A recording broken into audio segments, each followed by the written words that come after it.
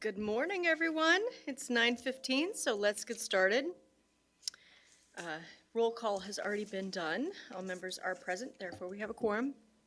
Do we have any members of the public that is registered to speak? There have been no requests for speaking from members of the public. Okay. On to item 3, items for action. A, recommendation for FY '26 budget amendment for Law and Justice Center-based child care services. And those items were distributed as well. Do I have a motion? I have a procedural question. So your process requires a motion before an item can be discussed? I don't know. Is that correct? That is correct. A motion to bring something to the table, yes, for discussion. Okay. Well, then I will motion to bring this item to the table for discussion. Thank you. Thank you. I'll second. Thank you. Any discussion? And we do have representatives. We can ask them to join us if there are questions. Well, I think, my questions are more for the county representatives here in this body. So we're being asked to look now to the sales tax dollars to fund a program that's been in existence for about 20 years. The state of Illinois provides, as it does for the Neutral Exchange Fund, a remedy for funding children's waiting rooms. It's a part of the general fund now. There's a specific breakdown for it. You can go and look at other counties and see how they are pursuing that. And even though that may not impact our short-term decision for bridge funding today, I'm just interested in the thought process as to why, after all these years, both of these programs were brought to this body. And as I look at your general fund, based on information that's available to me online, that fund balance has grown, 17% just in a one-year interval. I want to understand the context of how we got here. And when we take action on this today, if action is taken on this today, I'm recommending that the county use the remedy that the state of Illinois made available to it to fund this as a percentage of the fees that would go toward the general fund from the court fees. If you look at some other counties out there, and you all have available to you the same information I have available to me online, you'll find examples of how other counties have done this very successfully. So the context is what I'm looking for. Like, how did we get to a point where we've got, and it wasn't always funded by this current grant that's been shut off apparently. So how did we get here? Why now with an agreement that's been in place for about 10 years and a program that's been in place for several years further than that?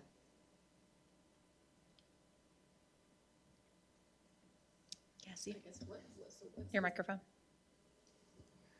So you're asking why is this being presented now to the Mental Health and Public Safety Fund for support? Right, when the county has been for years, and we've discovered now that the second item, there was actually a fund with a fund balance in it to address. Mm-hmm. The same opportunity has been there in the past, going through meeting minutes. It's referenced in the Justice Committee multiple times over the years that this children's waiting room was to be self-funded through those fees, through those same fees. I'm just trying to understand again, as I get my head wrapped around the city's role specifically, what is the county's participation in any of this? And in this case, where the state of Illinois provides counties a remedy for funding both of these matters, why, 3 meetings here in December of 2025 carrying over to 2026 on something where it's been an ongoing program, and it just feels odd to me, particularly in light of the facts associated with the fund balance in the other area and the fact that children's waiting rooms specifically are allowed to be funded through that same court fee structure. Well, I do appreciate you bringing the fund balance issue to the light at the next meeting. That was something that we were not aware of and had not researched before the meeting, as this kind of came suddenly to us at the county through a request from Brightpoint. So to address, if Will Scanlon could come up to the table, I'd ask Will Scanlon to discuss the specific statutes related to those two different programs and how they've been managed by the county in past years. Well, unless anyone else wants him to, I've read those statutes, so I'm comfortable with the content of those statutes. You're aware that the children's waiting room funding statute was repealed in 2019? It was repealed, and in other areas, it indicated that that would be folded into the general fund and could be allocated a percentage of that. And if you go out, I'll give you one county, for example, to go look at, Kane County. You can follow through in their notes, and I have them all with me, but I'm sure no one has the appetite to spend a lot of time today, going through all of this. But nevertheless, there is a remedy for a percentage of the fees collected to be allocated to the children's waiting room. It's not just, it's just no longer a specific fund. And as you'll see in some other counties, and I'll point out Kane County specifically, that fund exploded based on, the new way to collect those fees. And when I look at the fund balances and carryover of some of these things and the general fund specifically, that is where these monies move to, I just think there's opportunity there. And Cassie, I thank you, Administrator Taylor, for thanking me for bringing this to the attention of the group with regard to this fund balance. However, many of the members of the county board sit on the Justice Committee that had access and full knowledge to these funds. And I don't understand, why it was missed, but neither here nor there. My interest is just to ask these questions on behalf of my role with the city of Bloomington. I would add that the county does provide the space at no cost, the heat, light, security, water, all those services are provided at no cost. Cleaning and maintenance is all provided at no cost. The court does provide some of the technology infrastructure to the room, and those are the contributions. At the time this program lost the statutory funding, there were a number of other funds that are number of other fees that were associated with filing fees that were also eliminated. And the county at that time in 2020, the bill was Public Act 100-987, which went into effect on July 1, 2019.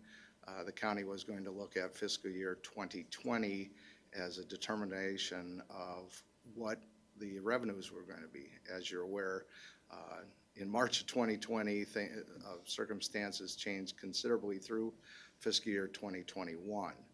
And what the circuit clerk was reporting is that they had a reduction in the amount of overall fees that they were collecting, and the percentage was not the equivalent of when they were collecting separate fees in the period 2018-2019 in calendar year 2022, which is what we consider the return essentially to normalcy. So after that, at that point also, the Children's Home and Aid, Brightpoint now, had received this grant and were able to restore these programs under the grant. And so the member's correct, it was not addressed by the Justice Committee because of the existence of the grant. So my point is, because this funding mechanism exists, I think at some point here, you should take a look at that and determine, is that the appropriate area for this to be funded? Certainly 2020, presented challenges for everyone, but those fees rebounded clearly and then some. I'd also advocate for the funding of this program through Brightpoint, because I do not believe, and I will stand by, the county will not be able to provide these services at this price point. So I'm not suggesting that Brightpoint not be involved in this. I think, we've said, and I've said over and over again, that these programs are meritorious, and I have no concerns with that. What I do have concerns with is, here in my third meeting, which, you certainly would have had knowledge that this fund existed. Why did it take me finding this and bringing it? And I don't bring that up for any other reason except for to say the attention to detail on these things is very important. And as I look at the budget history and even the quote in the Panagraph article this morning, which talks about, the budget, the means for the financial support is $28,000 in filing fees. But I think we've learned through extensive conversation just a few days ago that the actual receipts are significantly higher than that. Is that a fair statement? They have been, historically, they have been. Yeah. I can't predict that for the coming fiscal year, nor can it be predicted for any fiscal year. So your own information on your website indicates that the children's waiting room remains a specific account within the general fund. And when that change was made in 2019, that's where I saw, just in a quick scan, other counties migrate this to. It did provide for an alternative means when it was specifically taken out as a line item. So I just bring that up for awareness administratively, that I think those things should be evaluated. And it would be, I think, in the county's interest to evaluate those. So my response would be that I think that that's a fair point, and I do think that we can look at that. The reason that we're here is that this was the path that Brightpoint chose to pursue in contacting people. The fund balance, absolutely. So I will definitely be making a motion to amend item 3 to remove the visitation center, because we will be taking that through our Justice Committee and through the county board through January. Leaving the child care services on the agenda to be voted on. So I'm definitely going to be striking 3B, and that's my motion.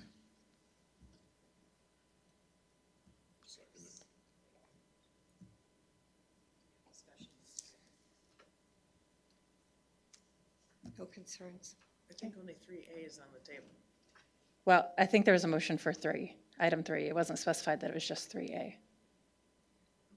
Well, it was my intention to segment these, but that's okay. I mean, certainly I support removing this. Okay. Aye.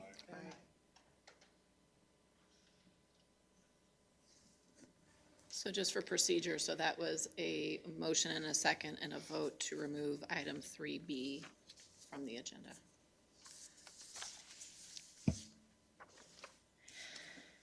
So regarding the other pieces, looking at the budget and understanding that your interest is having it to be funded from the general fund, your concerns about the increase in our general fund balance by 17%. I don't say a concern, but note that we had increased that. I would like to say that over the last few years, we have changed our policy to meet, to try to put us closer in line with governmental accounting standards, which is to have we were operating under too small a balance. We did not have sufficient number of weeks, according to recommendations. So we have been inching that up over the last few years to meet general government accounting standards. So that's part of why we do have a bigger balance, because we're trying to be more responsible.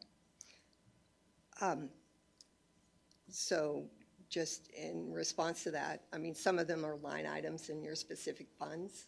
So I don't know that in my mind, connects the dots to an overall counting balance perspective. However, I guess I would just also bring up the need to take a look at budgeted amounts and actual amounts. And in this case that we're talking about here, I mean, there are a lot of things that I could comment on that are outside of my purview, but my purview today is just specifically what is on this agenda. Looking back historically, I think with 1 year's exception, every year, this particular line item for the visitation center, for the custody exchange area, says 28,000, 28,000, 28,000. I'm sorry, can we restrict it to item 3A, which is the waiting room? Because we've taken B off the, My point in sharing that context is that I'm seeing those same things in other areas. And when I look at the funds available, all I'm suggesting is that in the future, over the next few months, before we vote on this again, I think the county should look at the funding mechanism that was provided for when this particular line item fund was repealed at the state level. Because I believe that the fund balances in some of those other areas that carry over from the court fees to this general fund will provide that opportunity to cleanly handle this. That's my view on this particular item. Can I ask a follow-up question? And it's either to Ms. Montney or Ms. Taylor, I'm not sure which, but do I understand correctly that there's a line item in the general fund for the children's waiting room? There formerly was a line item for the children's waiting room. It was formerly its own fund. Now it is listed as a general fund account. That account balance is currently zero, but it is provided for in that construct. I mean, you guys can correct me, and this is your organization, but that's what I found online. I believe that fund balance has been zero since 2021, or the expenditure amount and revenues have been zero since 2021. And the context from the state of Illinois was not to tell the counties that they cannot fund those rooms. It provided a different path for funding through the court fees that pass through to the general fund, which perhaps is why it's still listed as an account. I don't know. So for today, the action is to consider using the sales tax dollars to fund this program, and in the future, the request then is for the county to reconsider that line in their funding source. Is that correct? Yes.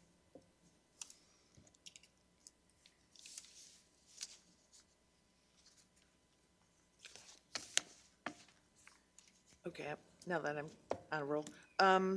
So I appreciate this more detailed proposal for just the children's room, which now is 11 months of the year for service. One of the things we talked about a couple days ago was whether or not this fits under the Behavioral Health Action Plan, and how does this fit or not fit with the identified processes already determined by the Behavioral Health Coordinating Council. And I think where I believe we landed is it because this ask is coming to us as a result of lost federal funds, that it would in fact qualify under the emerging needs bucket category of the behavioral health budget? That's true. This group specifically was a part of my department's creation of policies and procedures that specifically set aside a portion of funds for situations like this, where circumstances that were not able to be planned for, where we set aside a certain part of a portion of the community projects funds for that. So one thing that this group could do is recommend that this come from, that the budget amendment, or that this project come from the community projects the community behavioral health portion of the budget, which would be from my department, instead of coming directly from the Law and Justice Center part. All right, thank you. Other things that we've talked about in our prior two meetings is whether or not it qualifies for funding under or I should say, what section of the intergovernmental agreement that addresses this? Where does this kind of a program fit? And initially, it was presented to us as a criminal justice services program. I've stated in the previous 2 meetings that the town's position is it does not qualify under that language of the intergovernmental agreement. The intergovernmental agreement actually says, in terms of use of the shared sales tax dollars, as it pertains to criminal justice services, it specifically says it can be used by the county government, criminal justice services related to expanded and renovated detention facility operations for behavioral health services. So we believe it clearly does not fit into that category. The next category, though, of community behavioral health initiatives, services and programs consistent with the McLean County Behavioral Health Action Plan, seems to be the logical fit for this, and I think we even talked about that at the last meeting. So I just want to make it clear again, for the record, the town's position on which of these categories would it potentially qualify.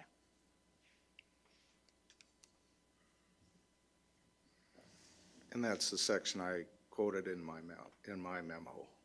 Not quite. You were close. Oh, You missed a few words, but I thought I took it from it. yeah, Oh, you missed the expanded and renovated detention facilities language. But I knew what you meant. under section 3.2C? Well, C is accurate. B was not quite. Oh,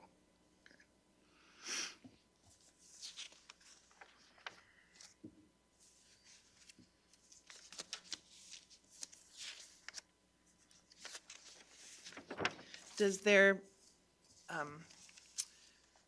and now this question I think is more from the behavioral health side of things. If we move forward with approving a budget or recommending a budget adjustment for this children's waiting room under the behavioral health budget,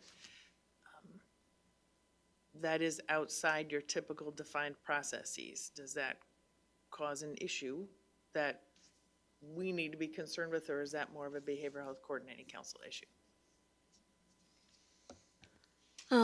The process that we've started has been, we've acknowledged several times that the policies and procedures and the processes that we've been engaging in have been somewhat fluid in that we've been responding to different circumstances, starting with 2024 when the Behavioral Health Coordinating Council was restructured. So it's true that this process, this body requested some guidance around what our recommended policies and procedures would be. This would deviate from what has been already established, but I think that while it's important for us to say what we do and do what we say, it's also important for us to be flexible with the moment and with what is most appropriate and with what most meets the requirements and the spirit of that intergovernmental agreement.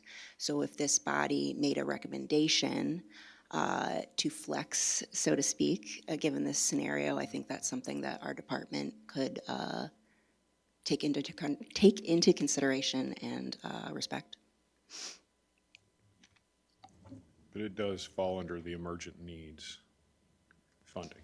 I would agree that it does meet the definition of what that typically looks like. So what that could mean is that instead of requesting a budget amendment, we could utilize the funds that are literally already set aside for 2026 for that reason. The procedure that we are planning to establish for this year would be to create it as a more, competitive doesn't seem like the right word, but that there would be like a formalized process for it.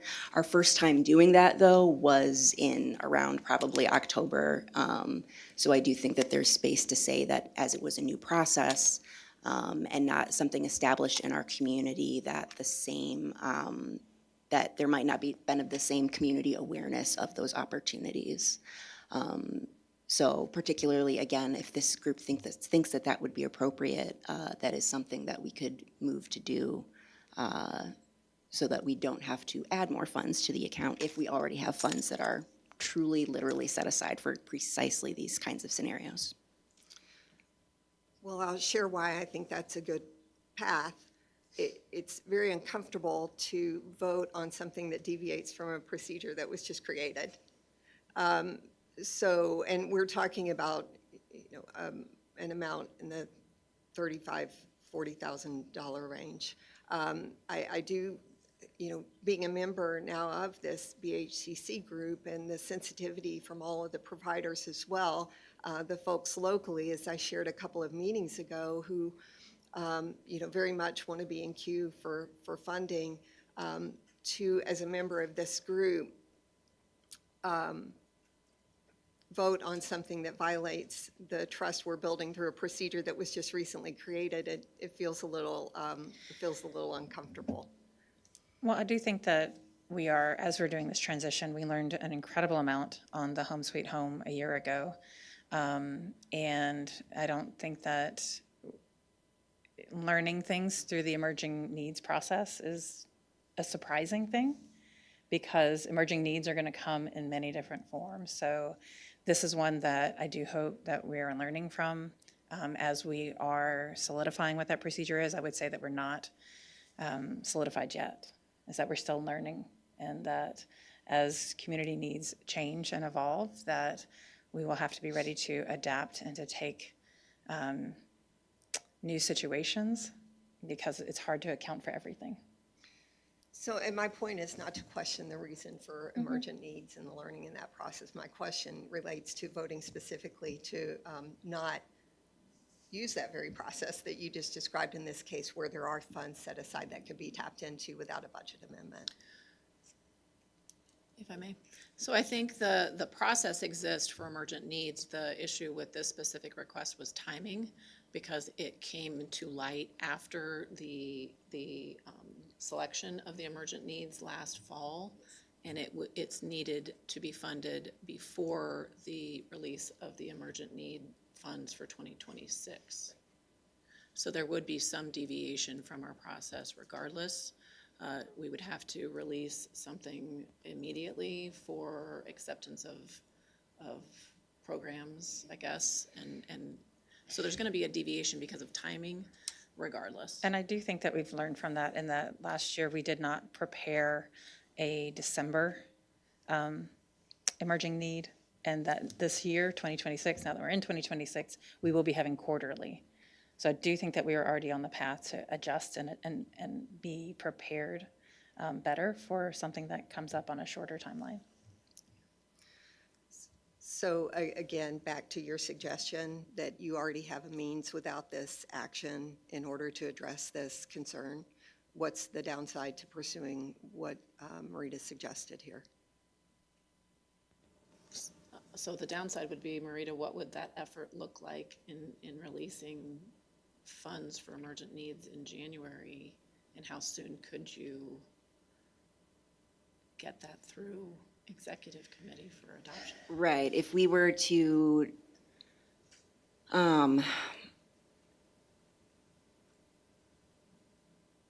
doing a budget amendment, I think would allow us to bring this to executive January, at January's county board. The soonest, if we were to create another public emerging needs, the soonest that would be able to come to county board would probably be that early February meeting. So that's assuming that we utilize that same competitive process. So that would be the catch for that. So it would delay the funding to Brightpoint for another.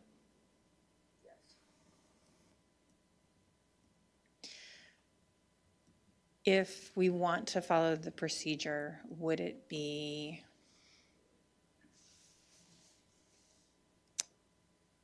reasonable for the court system to cover for a month and then go through the competitive process? And because we want to be looking at some of the fees to be filling that empty line item, is that correct, for next year? Will would have to look at his budget to see if it could be absorbed.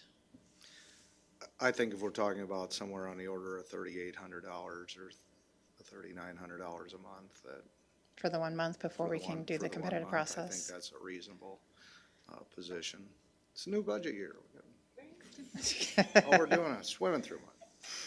Sure. But that way we could adhere to the process, and that would give the county time to look at how do we start to fill that line item to fund it in the subsequent years.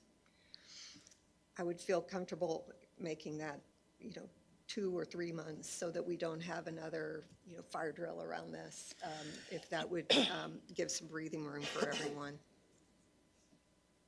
But would that allay your concerns about bypassing the process? Well, I do think, we have, and when I say we, I mean, all of us are in this together with the county, with the wonderful vision that was set forth for the IGA in 2016.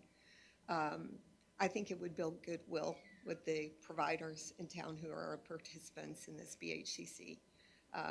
Because, I think they're, sometimes, at least it's my impression, and only an impression, that sometimes they feel like, they participate, but again, a large investment was made in one area in this coming year. And I just think it would build goodwill and trust if you got back into this transparent process from their perspective as well. That's just my opinion, though. I mean, you deal with them every single day. I just hear little, tidbits that are more just commentary. I would say as a provider who's been on the original BHCC since its inception, that there is accuracy to that statement in terms of how processes have happened over the years, how things have been funded. And not that they weren't good projects or important, but that they came to the body without a process in place generally. And I do think that there's benefit to the providers to having that process rather than deviating from it as the process has been developed. That being said, I also think most providers would also be supportive of funding anything that's really necessary. So.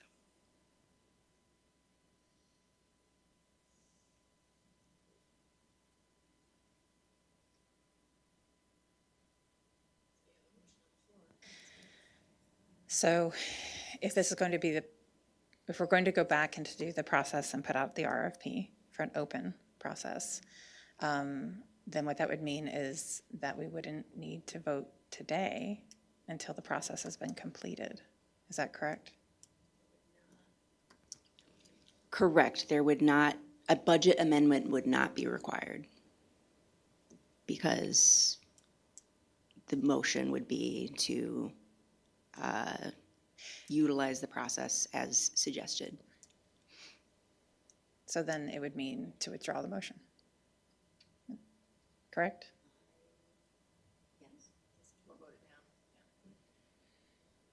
I'd prefer to withdraw the motion then.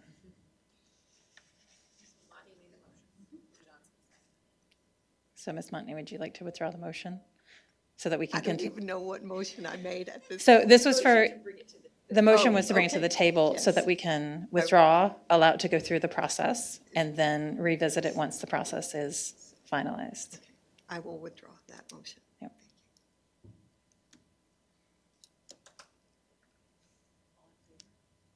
Aye. All right. Any issues that which may arise? All right. Do I have a move to adjourn? Second? All in favor? Aye. We are adjourned.